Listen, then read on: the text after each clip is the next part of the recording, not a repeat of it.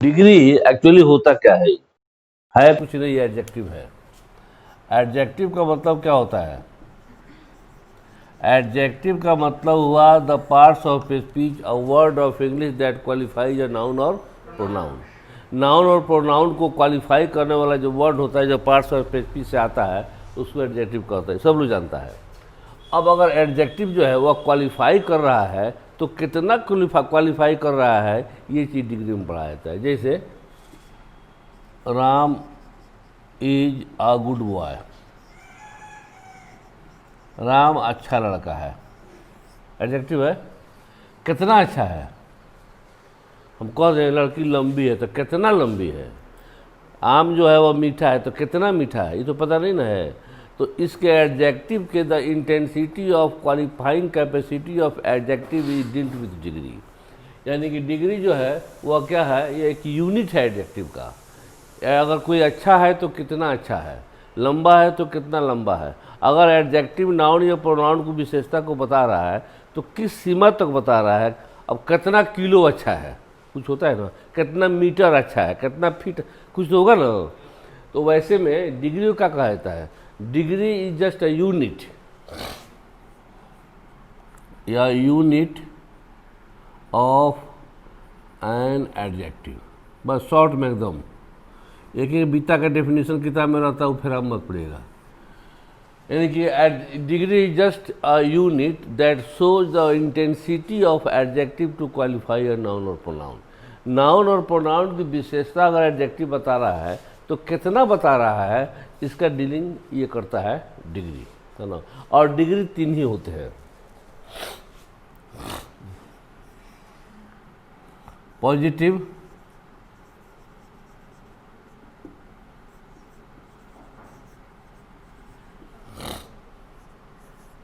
Comparative,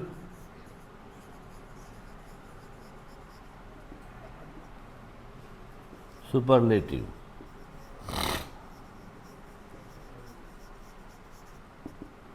ये तीन degree हुए। यानी कि एडजेक्टिव अगर किसी नाउन या प्रोनाउन की विशेषता को बताता है तो तीनों का स्केल है, उसका स्केल तीन ही है, तीन ही ढंग से बताएगा। ये हो गया कौन चीज़, सिंपल। सिंपल मतलब साधारण, सिंपल क्वालिफिकेशन।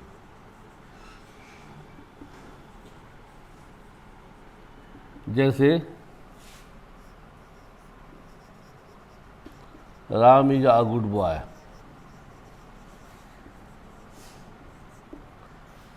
राम अच्छा है, सिंपली अच्छा है, साधारण।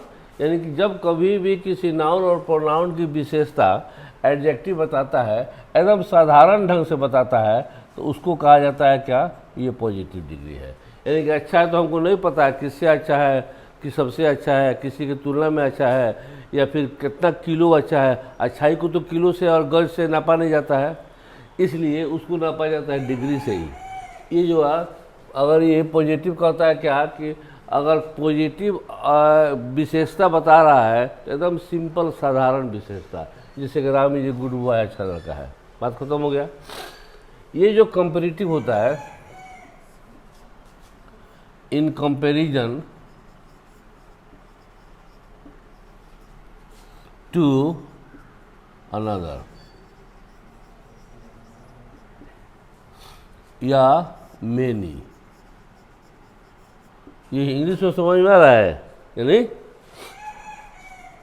दूसरे के तुलना में या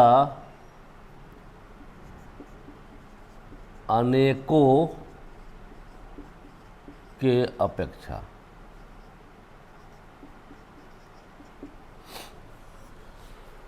अब कहा जाएगा कि राम जो है वो सीता से लंबा है या राम मोहन से लंबा है। अगर सेंटेंस होगा तो Ram is taller than Mohan. ये देख रहे हैं ना, ये इसका मतलब हुआ कि Ram in comparison to Mohan, Ram is tall. इस मोहन की तुलना में राम लंबा है। या फिर जो है यहाँ कह दिया जाए मोहन, सोहन, सीता, गीता, रमेश, सुरेश, जो भी आ जाए, यानी कि अनेक भी हो जाए ना, मेनी के या किसी एक के तुलना में अगर कंपैरिजन बता रहा है एडजेक्टिव, तो वह हो जाएगा कंपैरेटिव डिग्री। और लास्ट जो होता है सुपरलेटिव, ये श्रेष्ठ, सर्वश्रेष्ठ, यानी कि इन कंपैरिजन टू ऑल, सबकी तुलना में, यानी कि सबकी तुलना में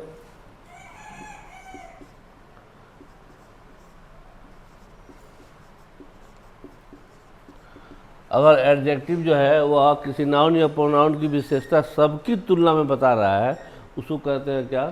सुपरलेटिव। जैसे कि Ram is the tallest boy, ये हो गया राम सबसे लंबा लड़का है, कह रहे ना।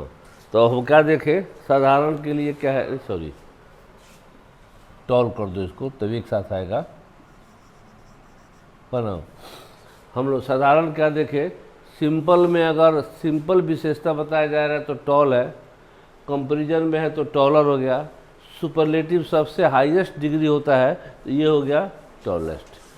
अभी हम देख रहे हैं क्या कि पॉजिटिव में क्या किया गया है, पॉजिटिव जो होता है उसमें ई आर लगा देने पर क्या हो जाएगा? कंपैरेटिव।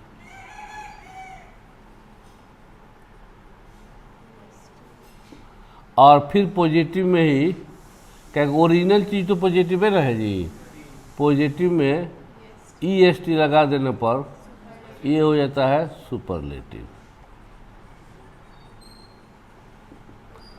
तो E R E S T आप हर जगह नहीं लगा सकते हैं। अगर कोई एडजेक्टिव है जिसको मुंह से निकालने पर 2 बार में आवाज़ निकलता है, यानी कि डबल सिलेबल वर्ड है, अगर वैसे को हम E R E S T नहीं लगाएंगे, उसमें मोर मोस्ट लगाया जाता है। जैसे मान लो एग्जाम्पल के लिए कहा जाता है कि ब्यूटीफुल, ये तो हो गया मुंह से निकालेंगे तो टॉल, टॉल एक बार में निकल गया, बिग एक बार में निकल गया, गुड निकल गया, लेकिन ब्यूटीफुल 2 बार में निकलेगा। ब्यूटीफुल बोलो तो ब्यूटीफुल, ब्यूटीफुल कुछ नहीं होता है, ब्यूटीफुल। तो ब्यूटीफुल में मैं 2 बार निकल रहा है,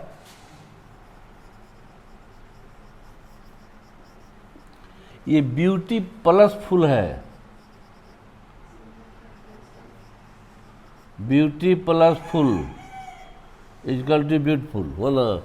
तो ब्यूटी भरा हुआ है इसमें, इसलिए ब्यूटीफुल है। और जब ब्यूटी लगा दीजिएगा तो मीनिंग इसका गड़बड़ा जाएगा। हालांकि हम लोग को सब लोग बोलता है वही, लेकिन ये ब्यूटीफुल नहीं, ब्यूटीफुल होना चाहिए, ब्यूटीफुल। अब ऐसे कहिए तो ब्यूटी आ फुल 3 को सिलेबल हो गया, अरे ब्यूटी आ फुल 3 हो गया, लेकिन सिलेबल 2 ही है इसका, यानी कि ब्यूट और फुल। तो 2 बार जब 2 सिलेबल हो गया इसका, तो इसमें जो है मोर और मोस्ट लगाता है, ब्यूटीफुल,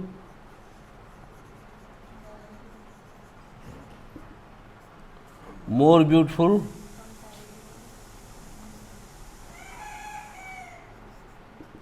मोस्ट ब्यूटीफुल।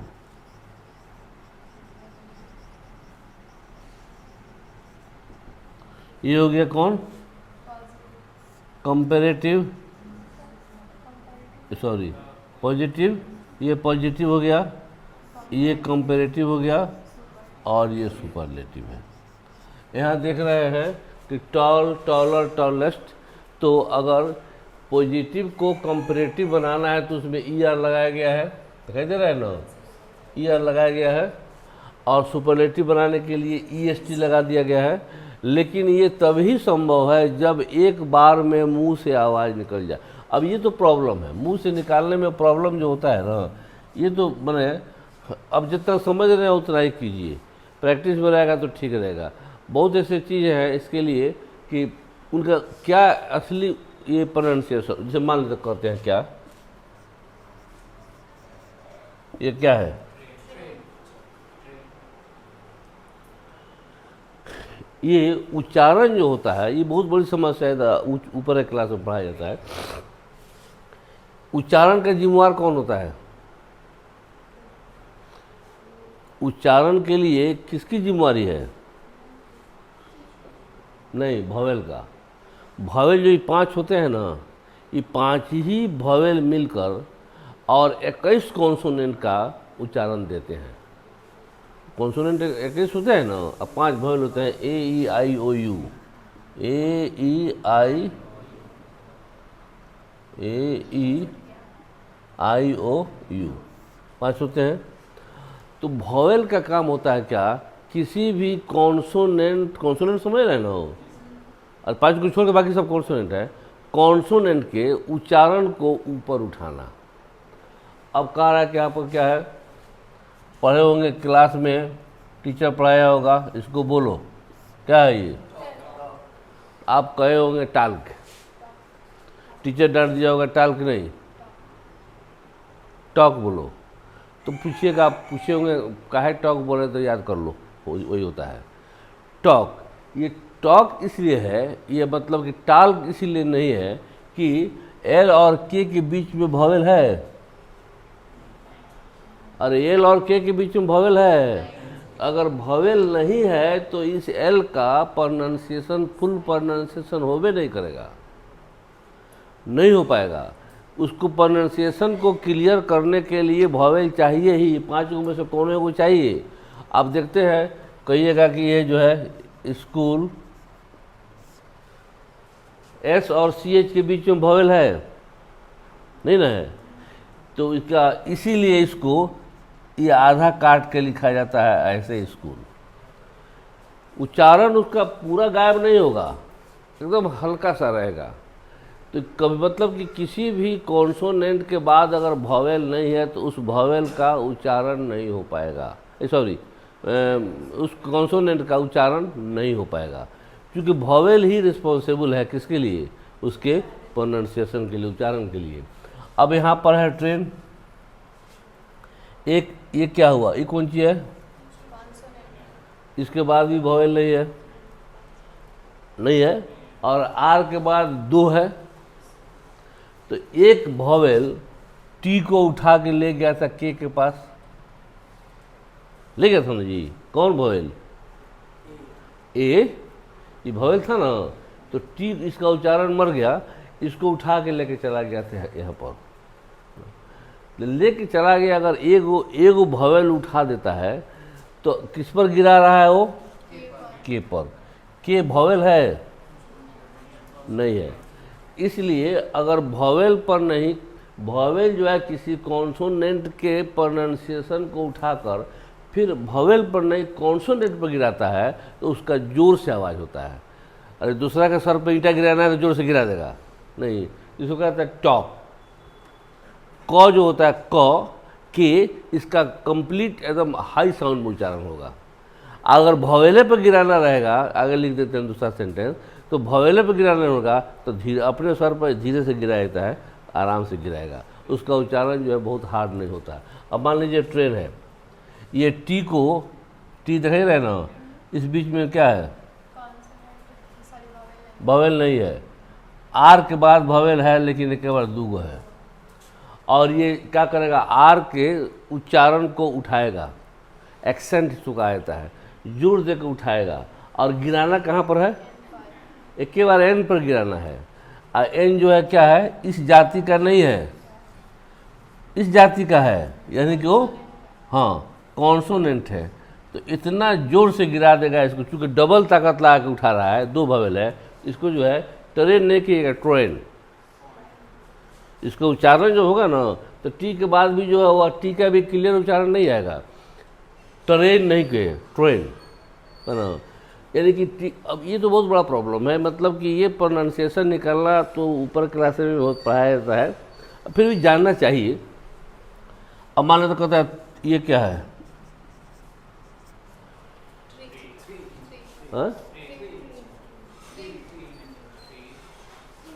टी के बाद भॉवेल है, एच के बाद भॉवेल है, आर के बाद है 2 है।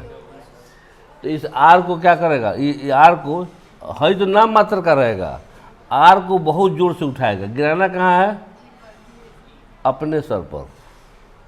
तो ई का उच्चारण नहीं के बराबर होगा। इसको क्या कहिएगा, थ्री, थ्री, थ्री नहीं, थ्री कितनों कर दीजिएगा दोबारा नहीं होगा, थ्री। अब मान लेते ये होता है, ये कौन चीज है,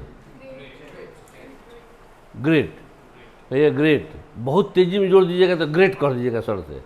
जी के बाद भवेल है, आर के बाद डबल है।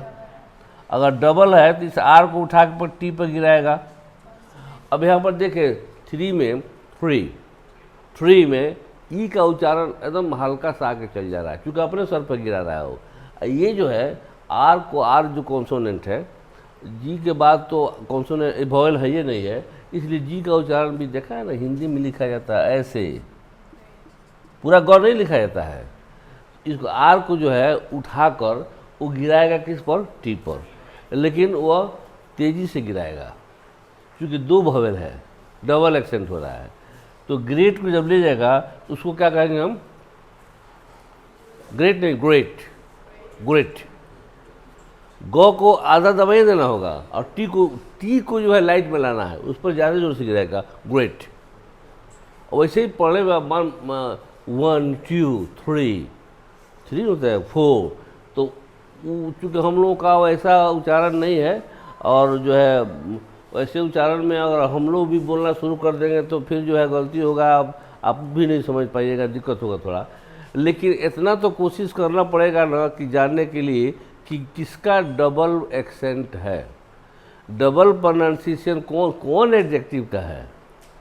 अब मान लीजिए तो ब्यूटीफुल लिख दिया गया, अरे फुल लग गया तो अलग से लगभग किया है वो, हैंडसम, हैंडसम, हैंडसम क्या होता है, सुंदर, मेल के लिए होता है हैंडसम।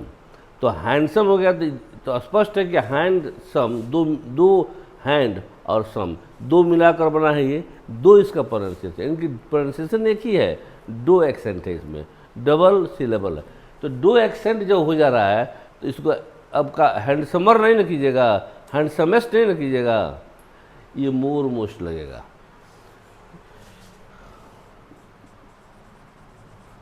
हैंडसम, मोर हैंडसम,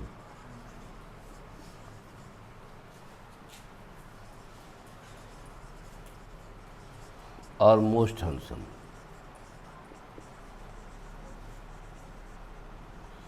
इसमें कुछ डिग्री बहुत सस्ता ग्रामर है, सब सस्ते, इंग्लिश में कोई हार्ड ग्रामर होता ही नहीं है। ये जो है अगर हार्ड होता तो इंटरनेशनल लैंग्वेज कैसे बनता जी, इसको तो जो है था, कभी हार्ड था। इंग्लिश जो है वो ग्रीक, लैटिन, इस सब का, फ्रेंच का मिक्सचर है, इंग्लिश का अपना कुछ है नहीं। वो जो मिक्सचर जो हो गया ना, तो बाद में लगातार जो है ये जो आइलैंड था इंग्लैंड, उसके ऊपर लगातार अटैक होते गया। कभी अटैक हुआ फ्रेंच का, कभी अटैक हुआ इन लोगों का रोम का, तो उनका इटली लैटिन था और इनका फ्रेंच था। तो बहुत सारा वर्ड जो है बोरो किया गया इसमें, यानी कि दूसरे भाषाओं से शब्द आया है। तो फिर जो है उसको शब्द तो आया है बाहर से, लेकिन ग्रामर को ईजी बनाया गया, बहुत ईजी बना दिया गया है। अब तो एक सेंटेंस देखता है कम केम कम, गो वेंट गॉन, और संस्कृत में देखो तो कितना रूप होता है, फारसी में जाकर देखो तो कितना रूप होता है। ये बात सही है, संस्कृत रिचेस्ट लैंग्वेज है, पर्शियन भी रिचेस्ट लैंग्वेज है, लेकिन पढ़ाने पढ़ने में कठिन है, थोड़ा सा लंबा है। इंग्लिश तो बहुत ईजी है। तो खैर मैंने ये दो चीज़ आपको दिखाई दिया, किसी भी एडजेक्टिव को कंपैरेटिव बनाने के लिए ई आर लगाएंगे, सुपरलेटिव बनाने के लिए ई एस टी लगाएंगे, लेकिन अगर उस एडजेक्टिव का उच्चारण मुंह से दो बार में, सिंपल वर्ड कर रहे हैं, दो बार में निकल रहा है, तो E R E S T नहीं लगाकर मोर और मोस्ट लगाना पड़ेगा उसके पहले, तब जाकर बनेगा। हुआ, ये तो हो गया डिग्री लोकाइज का इंट्रोडक्शन। अब इस इंट्रोडक्शन के बाद आता है आपको पढ़ना कौन चीज़, ट्रांसफॉर्मेशन ऑफ डिग्री।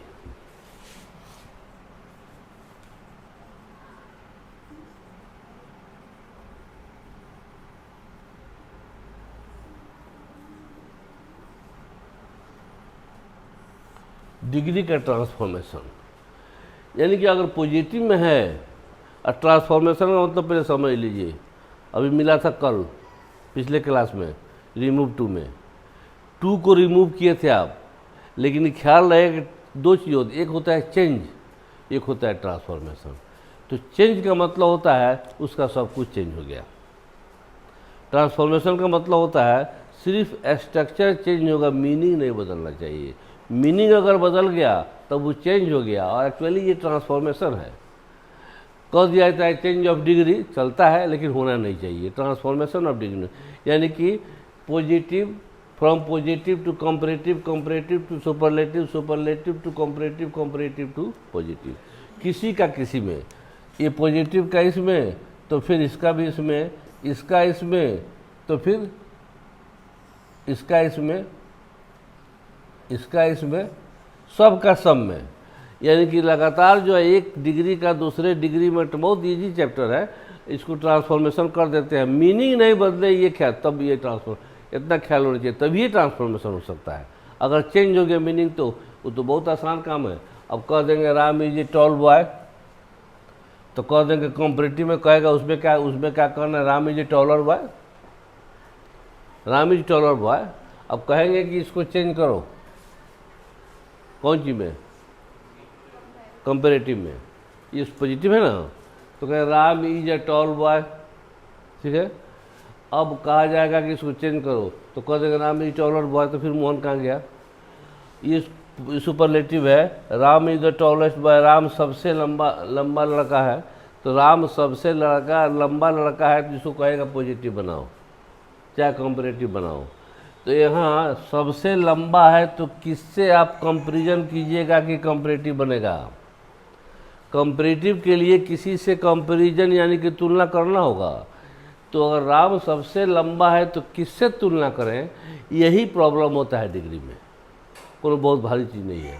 और वह मिल गया, किससे तुलना करेंगे तो फिर हो गया। तो अब ट्रांसफॉर्मेशन ऑफ एनर्जी आपका मूल चैप्टर हो गया, और वही आता है, वही पूछा जाता है। ये तो इसका इंट्रोडक्शन हुआ। अब इंट्रोडक्शन के बाद से जो है मिटा दिया जाए तो अब कर दो।